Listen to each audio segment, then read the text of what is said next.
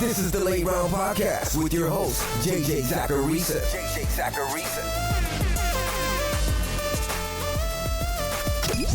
What's up, everyone? It's JJ Zacharisa, and this is episode 632 of the Late Round Fantasy Football Podcast, sponsored by FanDuel.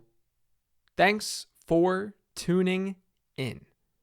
There's no better time than today to sign up for FanDuel Fantasy. For users who have yet to make a deposit on FanDuel Fantasy, you can deposit today to receive 2 free entries. All you have to do is deposit a minimum of $10 into your FanDuel DFS account, and you'll be instantly rewarded with 2 free vouchers.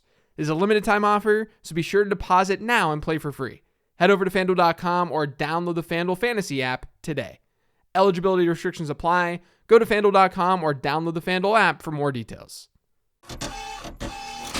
The first question this week is from Luis from Patreon. It says, "Hi JJ, how do you project Jerry Jeudy's year 3 will be with Russ under center? I think he has the talent, but given the poor quarterback play he's had to deal with, fantasy managers may feel a little uncertainty about him. Would love to hear your thoughts." So I like Jerry Jeudy just in general as a player. He rated really well in my model coming out of school. He had a good enough year 2 model score. He looks good. Things are good on the talent front. And I think you can at least latch onto the injury last year as reason for his underperformance. With that being said, I think there's a chance that he's not someone I aggressively target this year. It's only April, so my stance here can obviously change. Maybe by the time July hits, I'll have tons and tons of Jeudy.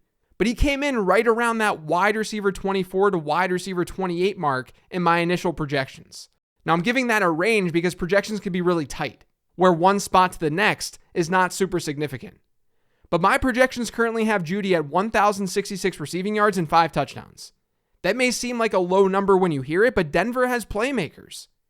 They have good weapons in that offense. That naturally just caps a player's ceiling. Now, I say this all the time, but the too many mouths to feed argument is both real and not real. A lot of people will swear by it and do analysis that way, but I'm a believer that targets are largely earned. So if you're a good wide receiver, chances are you're going to see at least around a 20% target share in your offense. That's assuming the rest of your team is average or above average. Obviously, if you had a team with stud pass catcher after stud pass catcher, some very good wide receiver wouldn't be able to hit a high target share. But we know those scenarios don't happen. You don't have offenses with Devontae Adams, Tyreek Hill, Justin Jefferson, etc., etc. The issue then is ceiling. And Jeudy's not such an elite wide receiver right now where we can just lock him into a 25% target share. He's not Justin Jefferson or Cooper Kupp. I will say that's just from a projection standpoint. In Jeudy's range of outcomes is that he does take that step forward and captures a larger target share, with fewer breakouts happening around him, like Albert O not being as involved, or Cortland Sutton not having a bounce back year. That's the way Jeudy really comes through with a wide receiver 1 season. Or the Broncos are just absolutely incredible on offense, which is also possible. So yeah, it's in his range of outcomes to be really good. I definitely don't hate the idea of having Jerry Jeudy on my team. That would be silly. It's just a matter of cost. I think you can easily make the case that someone like Michael Pittman should be drafted over Jerry Jeudy, but he gets drafted after Jerry Jeudy. I don't want to make any locked-in statements about draft value in April because there's no need to.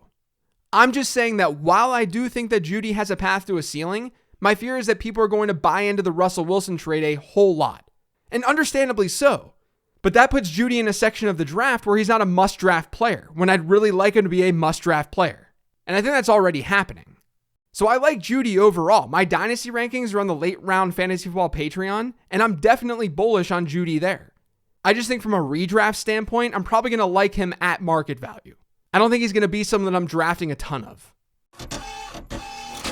The next question is from @Connor_Donovan from Twitter. It says, "Where do you value Alvin Kamara in a dynasty startup draft at the moment?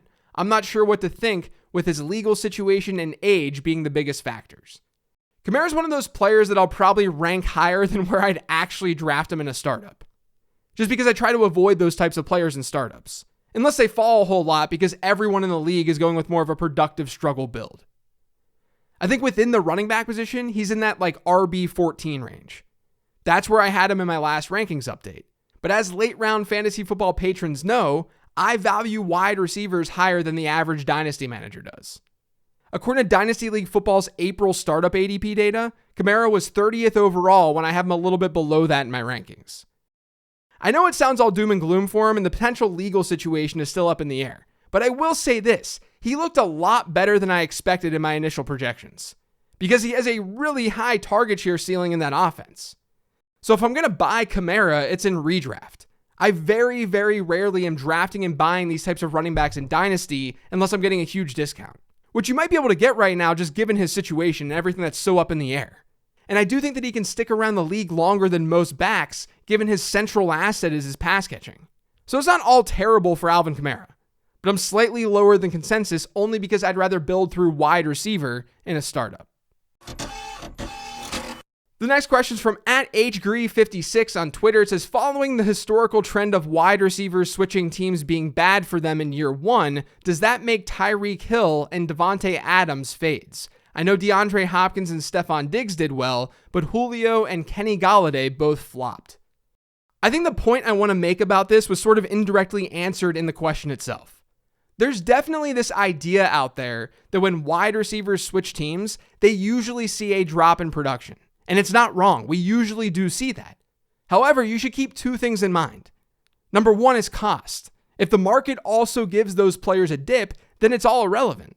We shouldn't just be drafting based off of how good a player is going to perform, but how good the player is going to perform compared to cost. And Davante Adams and Tyreek Hill are not being looked the same pre and post trade. The second thing to keep in mind here is sample bias. Wide receivers who switch teams are generally not elite wide receivers. If they were elite, the team would want to keep them. I know this offseason is a little bit different, but overall, that's the general gist. You mentioned in the question that DeAndre Hopkins and Stephon Diggs did well when they switched teams, but Julio Jones and Kenny Golladay didn't. Well, Julio Jones is way past his prime, and Golladay has never given us consistent play like Hopkins and Diggs have. Both Hopkins and Diggs were incredibly talented wide receivers before their trades happened. I think Adams and Hill can still be fine. They just happen to be going from two of the best quarterbacks ever to two quarterbacks who just aren't as good. So there's a natural downgrade. We shouldn't expect the same type of numbers. But in my initial projections, both wideouts are still top 10 wide receivers. So depending on your expectations, I think they should still be fine. This next question is from Twitter, is from @PunyHuman. It says, if Green Bay drafts a wide receiver in the first, and that player is not already considered a top 5 pick in rookie drafts, would they be moved into that range? I think they will from an ADP standpoint at least, but I don't think it's a lock for that to happen within my rankings. There are some wide receivers who would probably get a nice bump if that happens. If they slide into that first round and they get drafted by Green Bay. Like if it's George Pickens, yes, Pickens in Green Bay would be amazing. If it's Christian Watson, I'm not as bullish. I feel like I've been talking about Christian Watson a lot on shows over the last couple of weeks, but I think people are just going to like Watson more than I will. Right now, I have the aforementioned Pickens, Jahan Dotson, and Sky Moore all over Watson in my wide receiver rankings. And it's because Watson is being pushed up by athleticism. If he gets first round draft capital, it's because of how he tested, which is fine, but I don't want to double count that. Draft capital likely captures athleticism for us, which is probably why it doesn't matter at all in my model. Watson's a smaller school guy with above average production. There are way better production profiles in this class. I don't dislike him. I just know that if he lands in Green Bay, people are going to have him as like their wide receiver 2 or 3 or 4 in this class. And I don't think I'll end up getting there unless a lot of things go poorly for other wide receivers in the draft. Because there's still Kansas City picking in the late first too. Like if we pretend that Watson goes to Green Bay at 28 and then Jahan Dotson goes to Kansas City with one of the next 2 picks, I'll favor Dotson over Watson. If Dotson goes to Green Bay at 28th overall and Treylon Burks, let's say, falls to a really crappy landing spot, I think there's at least a discussion to be had about where to rank those players. Because I like Jahan Dotson more than someone like Christian Watson. I think there are fewer red flags to his profile compared to Watson's. With 45th overall projected draft capital, Watson is just on the edge of the 80th percentile in my prospect model. That's the mark that I really want wide receivers and running backs to hit. If he can't get there, he's going to look a lot like Denzel Mims, and that scares me. And of course, I recognize the upside. Athleticism can sometimes translate. But I do think that process-wise, I still need to worry more about the player than the landing spot. And I just think that there's a lot working against Watson analytically right now. And this is all under the assumption that other dynasty managers would just like him more. I'm not ranking Watson below like John Mechie. It's just that if there's one wide receiver who could go to one of those really good landing spots at the tail end of the first round, who I wouldn't take over the big 5 wide receivers, it's probably Christian Watson. Whereas if it was George Pickens, I wouldn't hesitate to put him in that tier. If it's Jahan Dotson, I at least think there's a discussion. So I hope that all makes sense. I don't dislike any of these players. This is just me balancing how I think the market might react to how I feel about them to give you guys something actionable about this hypothetical.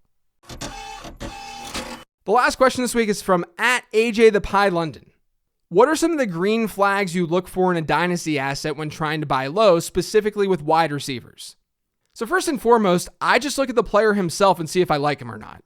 We usually know what to expect from veterans, so the digging into players usually occurs with younger players.